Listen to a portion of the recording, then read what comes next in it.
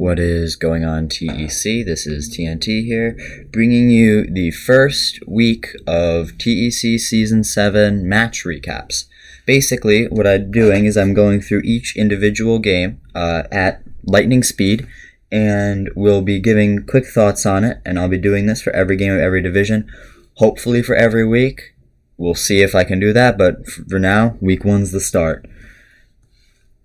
And a lot of coaches have YouTube channels, so if you like what you see here and want to see full games, maybe not on hyperfast and the actual entire game, go watch their YouTubes or go watch the games in the replay channel. This is all very much an oversimplification of what happened, but I only have so much time. So, alright, we're going to get started. First off, it's Aegislash with JK against Lucat. JK won this one 4-0. Early hacks allowed him to set rocks and toxic on the Wash Tom. Wash Tom missed 2 Hydro Pumps from the beginning. Sunny Day Wash Tom tech stopped the immediate Mega Pert sweep, but a Hurricane from Zapdos hit to kill the Licky Licky. Superior is traded for a Blaze, and Mega Pert gets sacked after Toad sets up Rain. Weather Ball crit on Zera combined with Rock Slide miss from Scolipede on back-to-back turns, and at the end sealed a Zapdos clean.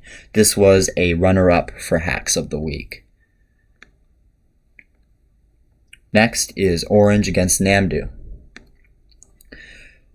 Orange won this one 4-0. In a disgusting 33-turn stall match from Orange, he was switching constantly and clicking status moves. Absolutely unbelievable.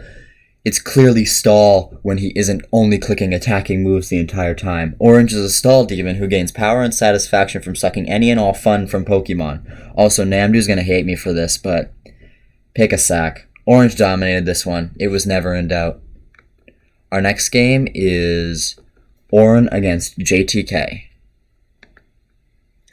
I can barely contain my pure and unadulterated joy at having watched this joyous game right here. There is nothing more exhilarating than watching someone with suboptimal play and prep that made nearly 0 sense faced off against switch, protect, wish, repeat. So thrilling. Ugh. Next we got ClashofMax versus Vanilla Snorlax. And this one was my game of the week.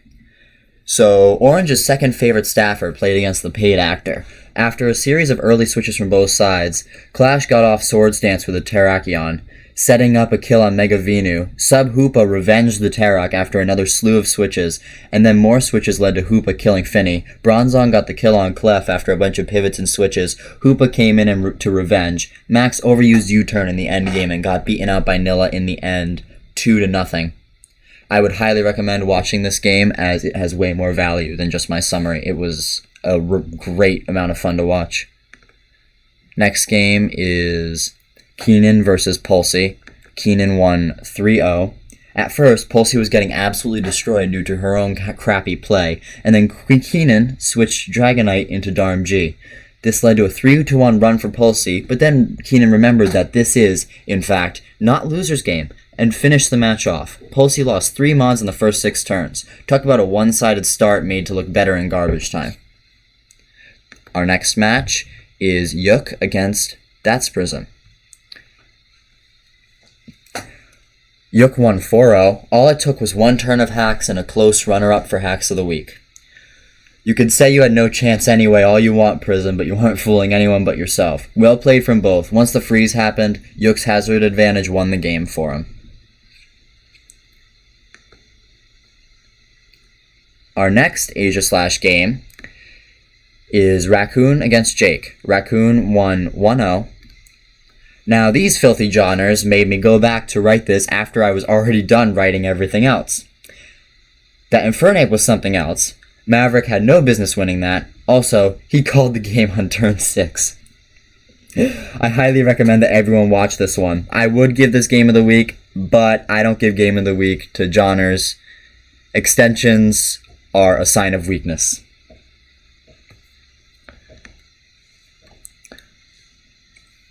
Our final game of Aegislash is Trevor against Amarillo. So nickname of the week goes to Amarillo's Porygon 2 Nick. Got any grapes? That was a nice reference right there. Also, the thing went off. Amarillo is the king of non-full evolutions after all. Trevor did not play badly, but it was not enough. Amarillo with anything Eviolite is simply too strong. Now we move to Doublade. Our first Doublade match is Lucifer versus Hydro. Lucifer won 1-0, and this got Choke of the Week. No rough skin on Chomp is a horrid prep oversight. Lucifer had no business winning that game, but between the scale shot missed and that ability mess, he took it. Orange said it best with a very long series of question marks. Oh, and I'll be claiming that $20, Orange. You made that bet to no one in particular, so I guess it's mine now. Nice Rotom screens. The next game is Zach against Woix. Woix won 4-0. Rain without a Swift Swimmer played against walls for days. Zach just couldn't break Woix's defense. A physical water spammer may have given a chance, but Woix has a very strong defensive core. With what Zach brought, Woix was simply unbreakable. Our next game is Pineapple against John. Pineapple won this one 5-0, and this one was over once Finny got poisoned. Drapion may have died, but it was easily the main factor in collecting the win.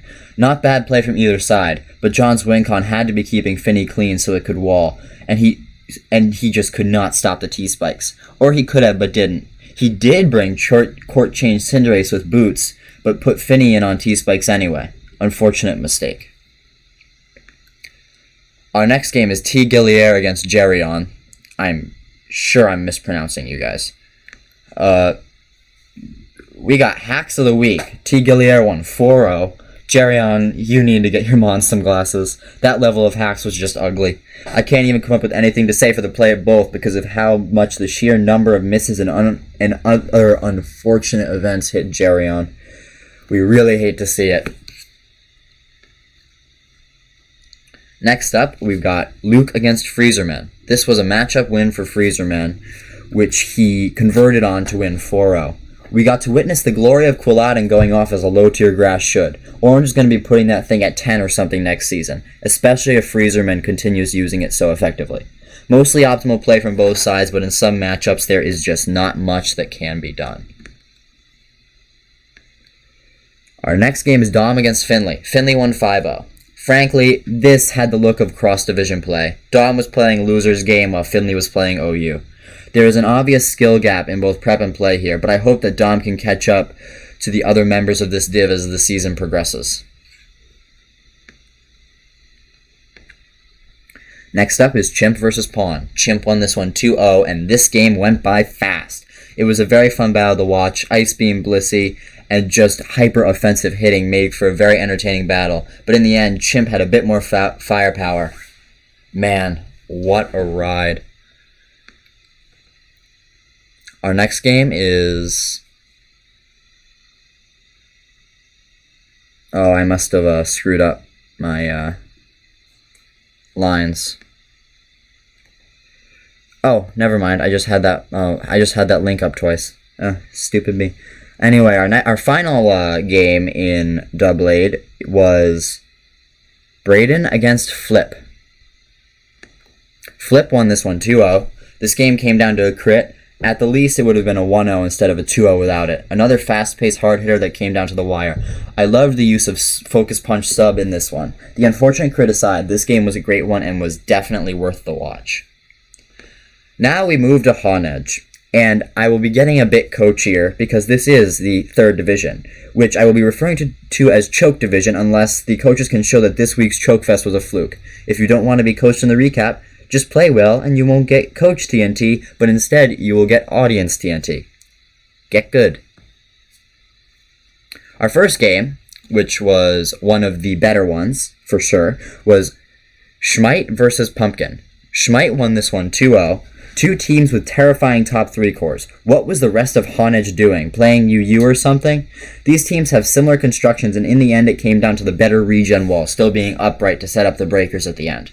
This one has the look of a potential playoff rematch down the line, and I highly recommend taking a look at it if you have not already seen the full game. Next up, we have Scorpion versus Tact.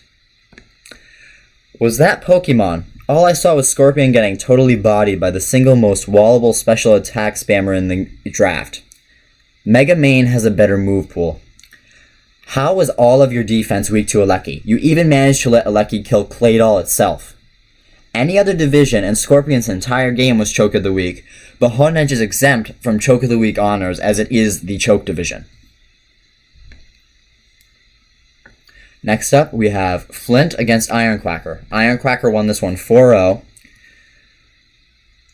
Flint, the Hydro miss was rough, but when you are facing a Mega Diancie and have an Aegislash, and you click Steel Beam twice when Dia isn't even on the field, you are asking for it to tear the rest of your team apart.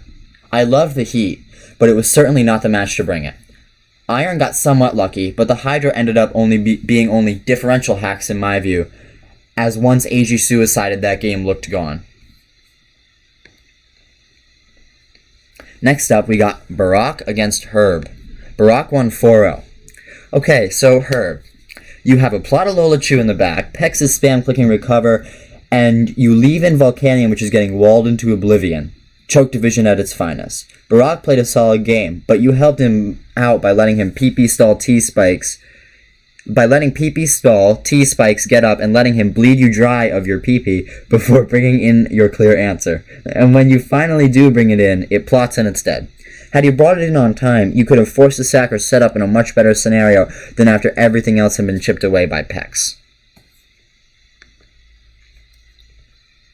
Next up, we have SKZ against Tanksworth.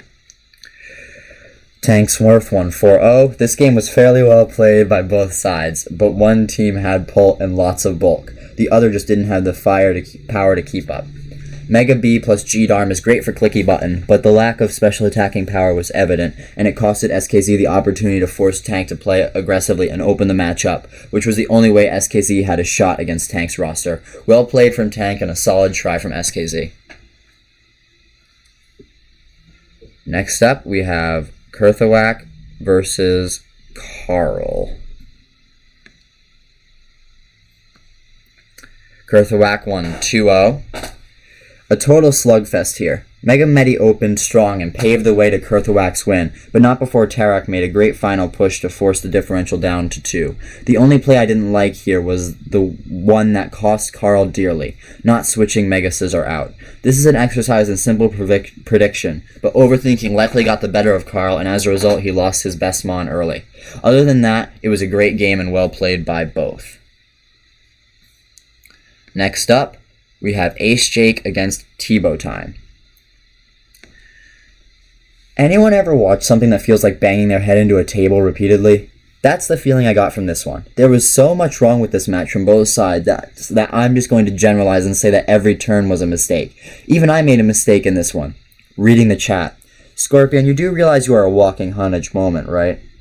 You also are a master of the choke division art, so next time I see you calling anyone else out on a honedge moment, I will shake my fist intensely in your direction. Man, not having any power sucks. And our final matchup is Labs versus Metal. Unfortunately, actually, you know what? I made a mistake here. I'm gonna have to grab that replay real quick.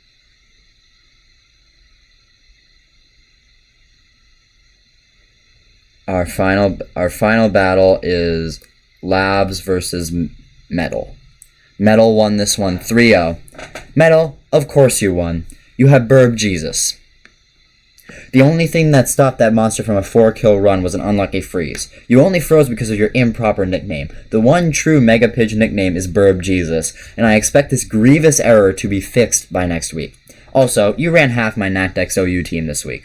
If you ever want help using that group, hit me up. I know way too much about it. As for Lavs, your play was not bad, but you really had nothing for M-Pidge. If that thing was used more as a pivot, it would have wreaked even more havoc. Consider yourself lucky you escaped M-Pidge with only a -3 differential.